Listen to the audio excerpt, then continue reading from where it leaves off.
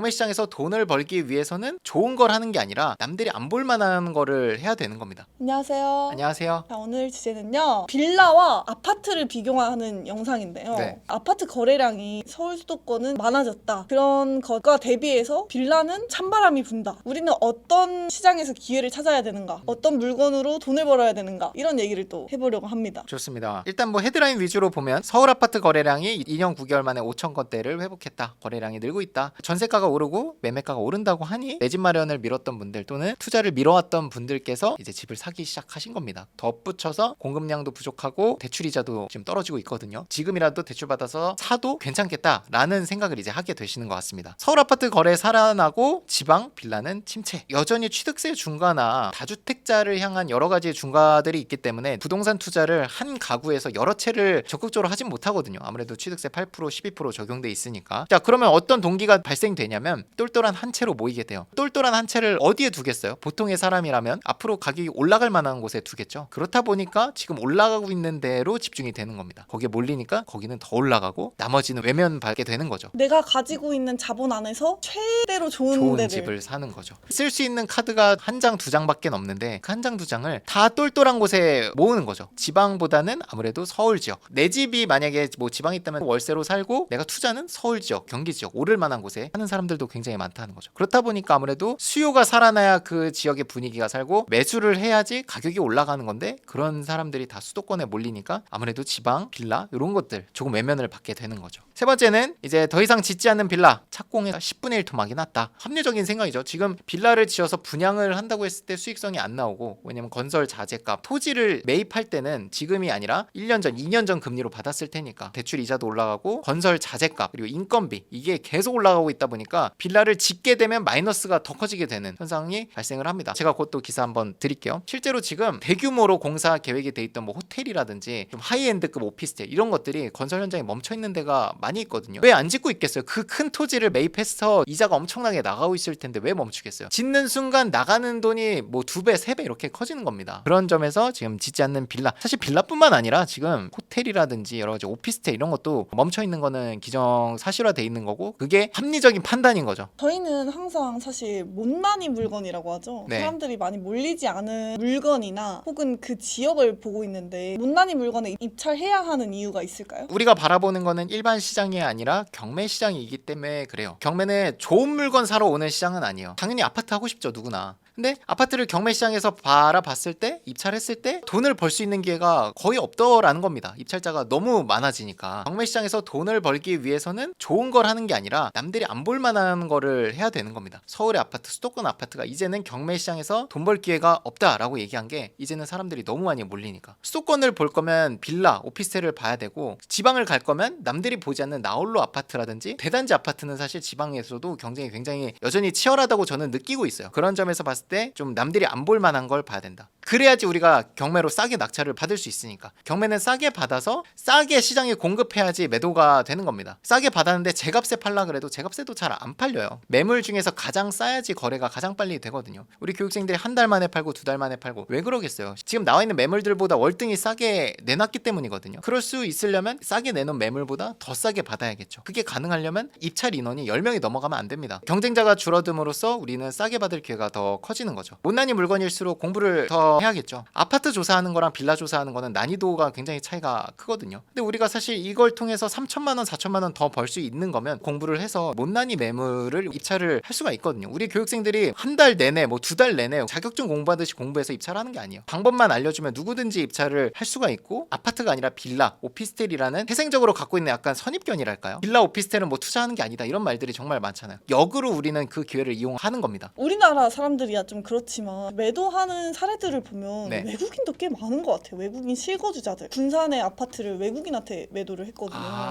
우리가 매도해야 되는 타깃이 투자자가 아니기 때문에 쉬운 것 같아요. 우리가 타깃으로 하는 건 실거주자이기 때문에 그 지역에 그러면 모든 집들이 다 공실인가 이런 건 아니잖아요. 누구나 이제 거기 지역에 사는 사람은 있거든요. 제가 내린 결론은 어느 지역에나 내 집 마련 차원에서 집을 매수하는 수요는 있다. 경쟁이 줄어들기 때문에 또 낙찰이 빨리 됩니다. 굉장히 중요한 포인트인데 경험이 주는 값어치가 굉장히 크다고 생각을 하거든요. 10번 입찰하면 한 2번 정도는 낙찰이 돼야 되는데 아파트는 2번이 아니라 한 번도 되기가 정말 어려워요. 근데 빌라 같은 경우는 지방에 나홀로 아파트, 남들이 안 볼 만한, 경쟁이 좀 줄어들 만한 못난이 매물을 입찰을 하면 확실히 경쟁자가 훨씬 낮거든요. 그럼으로써 이제 우리가 입찰 횟수를 줄여서 낙찰이 빨리 되니까 사이클을 또 빨리 돌리겠죠. 경험을 빨리 하면 또 남들이 아파트 한 건 낙찰 받을 때 이분은 2건 이미 낙찰을 받고 매도를 할 수도 있는 거예요. 자, 그럼 아파트 한 채도 낙찰을 못 받은 사람과 2사이클을 돌린 사람과 이 속도가 아예 다르겠죠. 5년을 놓고 봤을 때 얼마나 많은 것들이 바뀌어 있겠어요. 이 격차가 훨씬 더 벌어지는 거죠. 낙찰이 빨리 된다는 또 메리트 있죠. 저도 교육생들이 단타 매도를 해서 2천만 원, 3천만 원 벌었어요. 이렇게 얘기를 하는데 저는 항상 그 강조를 합니다. 여러분이 2천만 원, 3천만 원 번 게 중요한 게 아니라 지금 이 한 사이클을 경험한 그 값어치가 여러분들의 인생을 바꿔줄 거라는 얘기를 하거든요. 다음에는 5천, 6천을 할 수 있고 그 경험이 토대로 돼서 다음엔 1억, 2억이 되는 거. 스노우볼 이론처럼 계속 굴러가면서 더 큰 값어치를 만들어준다고 생각을 하고 그 첫 시작을 우리가 만들어줬다는 거에서 저는 이제 뿌듯함을 느끼고 교육생도 이제 만족을 하시는 거죠. 그리고 세 번째가 이제 아무래도 못난이 매물들은 서울의 아파트, 경기도의 아파트 경매로 나온 물건 개수랑 못난이 매물이라고 하는 빌라, 오피스텔 개수를 체크해 보시면 차이가 엄청납니다. 그러니까 아무래도 아파트는 보는 사람도 많은데 매물이 적죠. 이 못난이 매물들은 선택할 수 있는 바운더리도 정말 많습니다. 서울의 아파트만 노리고 있으면 입찰할 수 있는 게 사실 몇 개 없어요. 그 몇 개에 또 20명, 30명씩 몰리니까 내가 받을 수가 없는 거지. 기회를 더 많이 만들 수 있다. 입찰 횟수를 기하급수적으로 늘릴 수가 있다라는 측면에서 또 매물이 많은 장점이 있는 거죠. 그리고 아무래도 못난이 매물들은 공시가 1억 미만도 있겠죠. 보통 이제 아파트만 고집하시는 분은 한 채, 두 채 투자하고 나면 다음 걸 할 수가 없습니다. 취득세 8% 구간에 들어가기 때문에. 근데 못난이 매물 중에는 공시가가 1억 미만이면 우리가 취득세 중과 없이 무한으로 돌릴 수 있다는 게 또 장점이죠. 공시가 1억 미만 또는 오피스텔은 취득세가 단일 세율이기 때문에 심지어는 1억 미만은 주택수에서도 빠지죠. 세금적으로 이득이 있기 때문에 중복 투자가 가능하다는 거. 내가 어제 낙찰이 됐어도 내일 모레 입찰을 또 반복해서 할 수 있다는 장점이 있습니다. 내 투자금이 굉장히 적게 들어간다는, 낙찰이 1억 5천에 되면 보통 투자금이 3천만 원 이내로 들어가거든요. 그런 점에서 봤을 때 내가 투자금이 6천만 원, 7천만 원, 8천만 원 있어. 그럼 내가 두 채를 연속해서 굴려갈 수도 있는 거예요. 투자금이 적게 들면 또 어떤 게 장점이냐, 두 가지 또 장점이 연관돼서 나오게 됩니다. 첫 번째는 웬만하면 대출이 나와요. 여러분들이 대출 80% 나오는 게 1억짜리 대출 80%랑 10억짜리 대출 80% 받는 거는 금액이 8배 차이가 나죠. 은행에서 심사할 때도 굉장히 까다롭게 봅니다. 대출이 잘 나오는 장점도 있고요. 또 하나의 장점은 실행력이 올라가게 됩니다.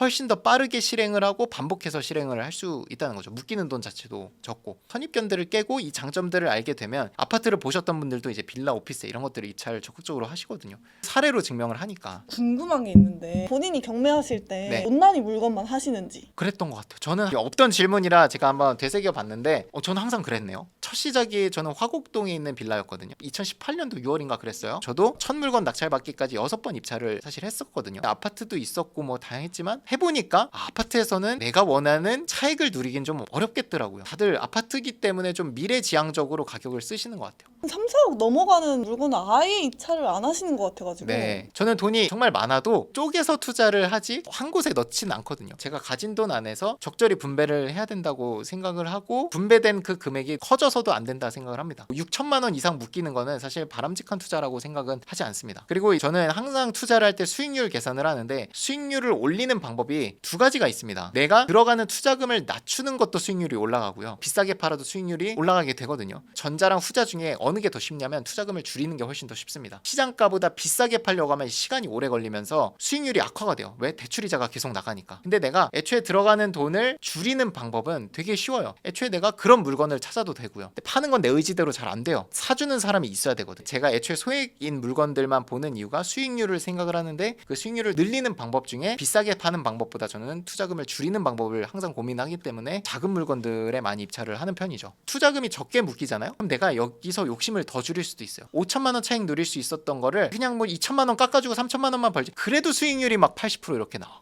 내 투자금이 적게 묶여 있으면 안 팔리더라도 내가 별로 영향이 없습니다. 묶인 돈이 얼마 안 되거든. 대출이자도 얼마 안 되거든. 대출이자 200만 원씩 매달 나오고 아파트 하는 게 좋아할까요? 아니면 빌라 싸게 받아서 대출이자 60만 원씩. 결국 이거를 놓고 보면 아파트 투자인데 나가는 돈을 생각하면 이게 전체 금액이 커지니까 모든 게 다 비싸. 중개 수수료도 빌라는 뭐 매도해도 100만 원도 안 나오거든요. 8억짜리 중개 수수료가 뭐 400만 원 뭐 이렇게 나오니까. 좋습니다. 빌라 단기 매도 사례 그럼 하나 보면 좋을 것 같습니다. 자, 서울 구로에 있는 도시형생활주택. 도시형생활주택은 그냥 다세대 주택과 동일하다고 보시면 됩니다. 교육생분께서 2억 5천짜리를 1억 6천까지 유찰이 됐을 때 2억 2,800만 원, 꽤 적극적인 가격으로 입찰을 하셨습니다. 2등이랑 차이가 2,500만 원. 걱정하실 수도 있어요. 왜냐면 23명이나 들어왔는데 2등이랑 차이가 2,500만 원이나 난다는 거는 그렇게 분명 생각하실 수도 있을 것 같아요. 이 사람 높게 쓴 거다. 걔 중에 하나는 시세보다 좀 비슷하게 쓸 수도 있는 거거든요. 조사를 제대로 자신 있게 하셨다는 거예요. 저한테도 말씀해 주실 때 2등이랑 차이 전 뭐 크게 상관하지 않아요. 왜냐면 제가 얼마에 팔 수 있는지 알거든요. 이렇게 말할 수 있을 정도로 조사가 잘 돼야 됩니다. 낙찰을 5월 7일 날 받고 잔금 납부를 6월 20일 날 최대한 늦게 하셨습니다. 계약서를 언제 썼냐면 잔금 납부하고 바로 계약서를 썼습니다. 2주도 안 돼서 계약서를 쓰셨고 그 금액이 2억 7,500입니다.